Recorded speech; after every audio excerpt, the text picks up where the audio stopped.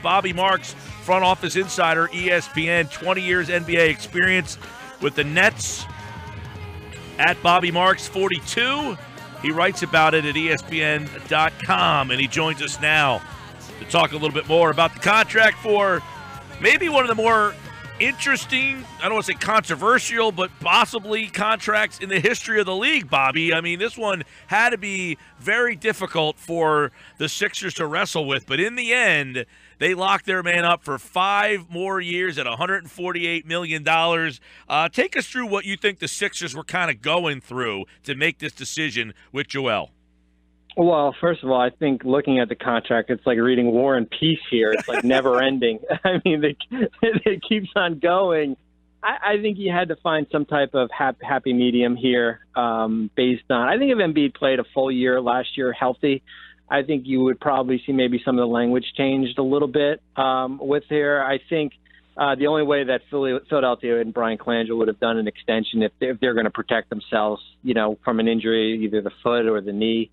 And that's basically what they'll do. And, if he never plays another game ever, which I don't think that will happen, he'll get about half of what he is what he's owed here. And I think it's important. And people are saying, well, why do you do it now? He hasn't even played a preseason game yet.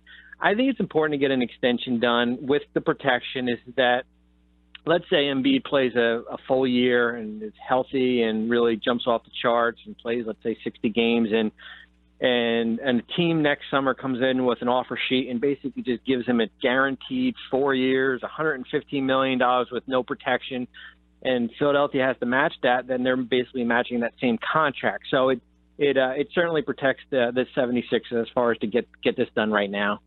Bobby, do you think Joel agreeing to these terms shows that he really wants to be in Philadelphia? I mean, he could have hit that restricted market and put the Sixers in a rough spot next summer. You're right. I think, but it's hard too when somebody gives you, $80 million guaranteed, which is basically what the number is. That's hard to, for a guy who, especially for him who's, battled through so many injuries the last 3 seasons here. It's hard to turn down. Is there a player out there who says, I'm going to bet on myself, and maybe go into restricted free agency. Maybe I can get it the full max guaranteed. I think, that's a big risk just based on the injury history. And I think there's certainly such a relationship there with the player and the organization that, he didn't want to go through that. And that's why they was able to get a deal done yesterday. Overall, Bobby, you've worked on contracts in the past. You guys have sit in these meetings here. Was this a deal fair for both sides? I mean, in the end, was Joel for 31 games overpaid, or will people be saying, no way, this guy was underpaid? No, I think it is. It's a deal that's fair for both sides. I think, can we make an argument that, if Embiid, has a career year that, maybe some of the protections are a little bit, too severe?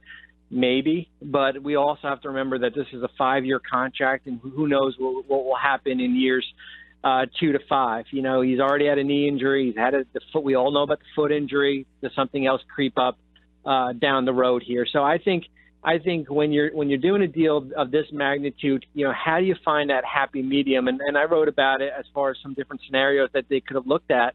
And I wouldn't have written them a blank check. I think that's just too much of a risk for the organization. If it doesn't work out, their books are still in order, that they'll have the flexibility to improve through free agency. Bobby Marks, ESPN front office NBA insider here on the Sports Bash 97.3 ESPN. Spent 20 years in NBA front offices with the Nets. And Bobby, obviously, there's so much that goes into this deal. How much of this, I know as fans out there, we only really want to know what happens on the court, wins and losses. But how much of this is Josh Harris and the business decision of, we can't let this guy go. We'll have egg on our face. We've committed too much time into this guy, letting him sit out for 2 years. We've got to give him a deal. Well, I think you hit it right on the head. I mean, they've invested in him fully. I think from they basically have a new medical team down there.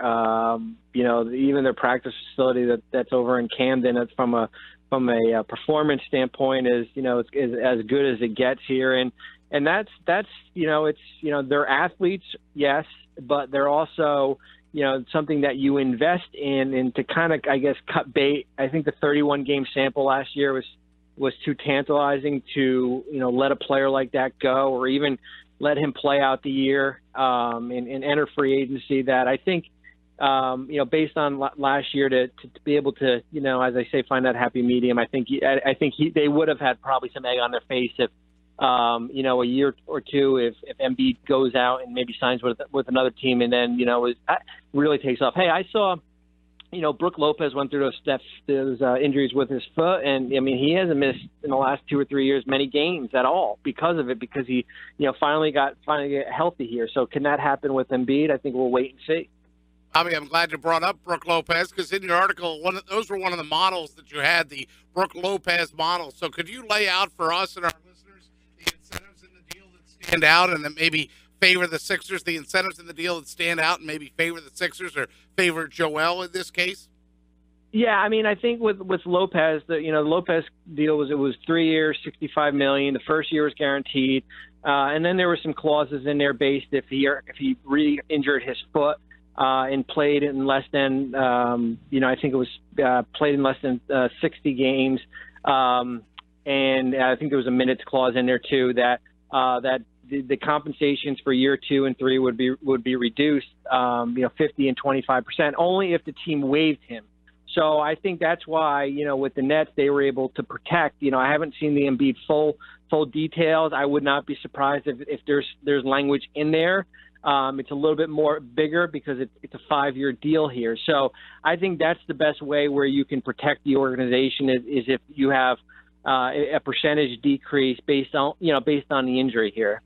Bobby Marks with us from ESPN, of course, NBA front office insider, worked with the Nets, and Brian Colangelo, as you wrote, would have had a lot of sleepless nights if without the injury protection. But is this kind of contract the Embiid deal overall? I mean, is this one of the? You said it's like War and Peace, but have you seen other deals structured in this fashion with so much injury protection? Never. I've never seen it to this extent on a max contract. Technically it could be a super max. Unlikely probably to hit some of those criteria. I've seen it, as we've talked about Lopez. I've seen it on guys making 4 years, $20 million. But I've never seen it on a 5-year, $148 million contract where there's so many different clauses in here. Bobby, how about where this deal puts the Sixers moving forward? Like, another thing is we talk about a business decision, but if you want to be a player in free agency, doesn't telling a free agent that Joel's here for 5 more years look a lot more enticing? But where does this put them cap-wise and the ability to be a player down the road? Well, I think it depends on what they do with Robert Covington. He's got, they can renegotiate his contract, I believe, starting November 15th. The Sixers still have about $15 million in cap space to do so. I think that's kind of where their cap space is for 2018-19 depends on what they'll be able to do with Covington. If they don't do anything with him, he enters free agency unrestricted. So that's a little bit of a gamble there. We have to see what happens with Okafor. Is that contract eventually moved? I think if you don't do anything with Covington, you move that Okafor contract, you're probably looking at about $40 million in cap space going into the summer of 18, which ranks you probably right up there with Chicago, possibly the Lakers, based on what they do out there. So there's still a good amount of room to do something. The Embiid extension knocked off about $7-8 million in room. But I do think it was worth it as long as you were able to put some protection there. I said before, Bobby, if and you kind of hinted at it with the foot problem, but if Joel played 31 games last year and the reason was because of that foot, I think I feel different. Because it was not connected to that foot, do you think the Sixers felt the same way, that the knee and the foot, that these are just some bad luck injuries? That is he injury prone or just some bad luck injuries? Yeah, I don't think I would have been able to do anything if it was the foot again. If he played the 31 games and then an injury happened in February with the same foot, and maybe even the other foot too. I don't think I would be really concerned as far as locking in a long-term deal. I would almost want him to play out year 4 here and see if he can stay healthy here. So I think based on the knee, he's cleared. He's cleared to play right now. It looks like he'll play in their final preseason game. I think is it tomorrow. And I think that had a lot to do with it. I think also, if he had been not cleared and we had some skepticism about him playing opening night, I think they would have probably pulled back the reins a little bit here. But since he's cleared and probably they've got a little bit of a sample the last couple of days from a practice standpoint, that gave him a little bit more of a comfort level. There's no question that the Sixers obviously look at him as that franchise-altering guy, right? I mean, that's what this contract says is they believe they're put. Do you look at this as they're putting all the eggs in? Because a lot of people would say if this blows up in their face, the franchise is kind of set back. Do you look at it like that, or do the Sixers kind of have built-in safety nets against making a mistake? Like they can almost make a mistake and still kind of be okay, or is this a monumental disaster if he's unable to, play? No, I think the only way it would blow up in their face if the whole amount of money is guaranteed, the $148 million, and he somehow gets hurt, during this year or even during 2018-19. I think that is a crippling, from a cap perspective, getting a $28-30 million cap hit for a guy who's, is not on the court here. So I think there's certainly a lot of safety nets here that, God forbid, if he does get injured, they would be able to waive him. You could probably stretch that money out. You'd take a little bit of a cap hit, but not to the extent where it's the full amount. Bobby Marks with us here. The Sixers, 5 years, $148 for Joel Embiid. And, Bobby, you're right. He looks like he's on track to play tomorrow, again on Friday, and that means he would probably be ready to play in the opener. So, with him in the fold, Ben Simmons, Markelle. Now, there's some talk about Markelle on the shoulder. Dario, J.J. Redick. Any expectations from you on where this Sixers team should be now this season? No, I mean, I know we're all talking playoffs. I just want to see them, and I saw them play last week, the preseason game against Memphis. I just want to see them playing games when it means something. When they're fighting for a playoff spot, and I think that kind of can weed out some of the roster as far as who can play under pressure to get some of that game experience, down the playoff stretch. Compete for a spot, either the 7 or 8 seed. If they don't get in, at least you go through that like Utah did a couple of years ago. So I hate to put an expectation level because of where they've been the last 3 or 4 years, but I think it's a disappointment of a year if they're winning 25 to 30 games and we're playing out the string in March and April like we've done the last 3 or 4 years here. But if you're you win 36 games and you miss the playoffs, but in April you're playing games to try to get into the playoffs, I think that's an accomplishment in itself. Hey Bobby, how many games do you think the Sixers would be happy with from Embiid? Is it 60 to 65? What number makes them feel like they got a good return on their investment?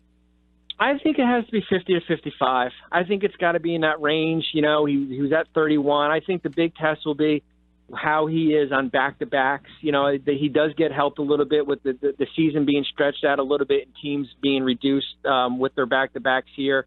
What do they do with him there? But I think it's got to be north of 50 to get a comfort level, and I think you kind of just build them up from there.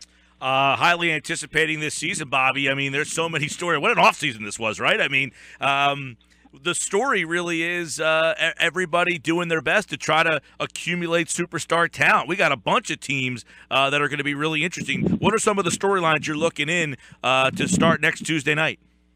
Well, I think Cleveland is, pretty much the storyline all year based on what the talent they've, put together with, with Wade and Rose. Do they have another gear left here? When does Isaiah get back?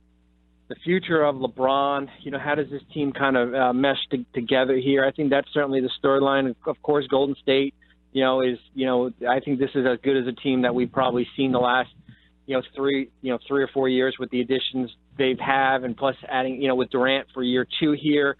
Of course, the West, it's going to be a dogfight to get in, some of those last, spots there. But I think we're looking in for probably one of the best years here. I think even in the East, where I know people, criticize the talent level here, I think, the top 4, I think with Cleveland and Toronto, Washington, Boston, And then I think 5 to 8 is really up for grabs. You can maybe put Milwaukee in there a little bit, but I'd say it's a pretty competitive conference this year. Bobby Marks, ESPN front office insider, and check out his work over at ESPN.com and follow him on Twitter at BobbyMarks42 as he wrote a great in-depth piece on the Embiid deal. And you can check that out at ESPN.com. Bobby, thanks so much, pal.